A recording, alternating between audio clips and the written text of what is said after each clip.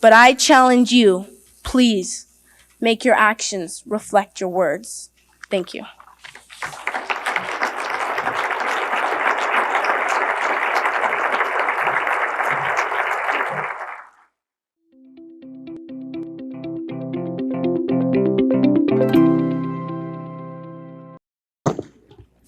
Hello, I'm Severin Suzuki, speaking for ECHO, the Environmental Children's Organization.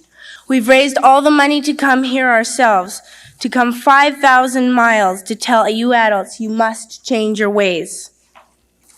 Coming up here today, I have no hidden agenda. I am fighting for my future. Losing my future is not like losing an election or a few points on the stock market. I am here to speak for all generations to come. I am here to speak on behalf of the starving children around the world whose cries go unheard. I am here to speak for the countless animals dying across this planet because they have nowhere left to go. I am afraid to go out in the sun now because of the holes in our ozone. I am afraid to breathe the air because I don't know what chemicals are in it.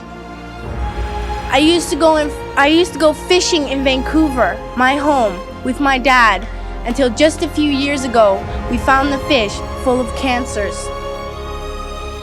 And now we hear of animals and plants going extinct, every day vanishing forever. In my life, I have dreamt of seeing the great herds of wild animals, jungles and rainforests full of birds and butterflies, but now I wonder if they will even exist for my children to see. Did you have to worry of these things when you were my age? All this is happening before our eyes, and yet we act as if we have all the time we want and all the solutions. I'm only a child and I don't have all the solutions, but I want you to realize neither do you. You don't know how to fix the holes in our ozone layer.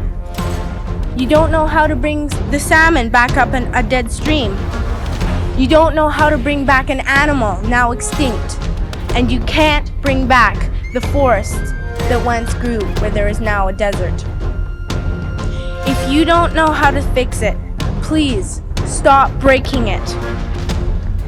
Here, you may be delegates of your government, business people, organizers, reporters, or politicians, but really, your mothers and fathers, sisters and brothers, aunts and uncles, and all of you are someone's child. I'm only a child, yet I know we are all part of a family, 5 billion strong, in fact 30 million species strong, and borders and governments will never change that. I'm only a child, yet I know we are all in this together and should act as one single world towards one single goal. In my anger, I am not blind, and in my fear, I am not afraid of telling the world how I feel.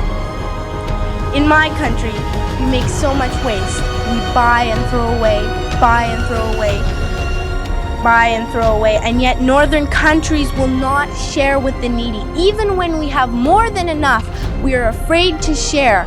We are afraid to let go of some of our wealth.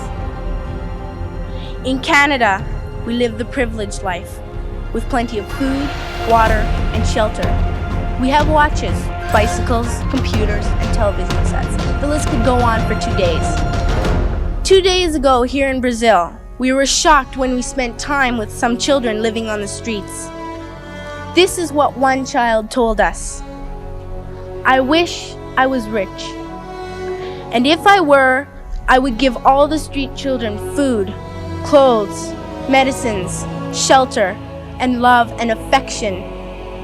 If a child on the streets who has nothing is willing to share, why are we who have everything still so greedy? I can't stop thinking that these are children my own age, that it makes a tremendous difference where you are born. That I could be one of those children living in the favelas of Rio. I could be a child starving in Somalia, or a victim of war in the Middle East, or a beggar in India.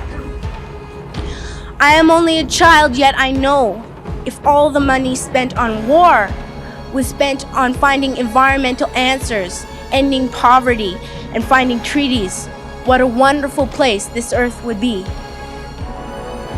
At school, even in kindergarten, you teach us how to behave in the world.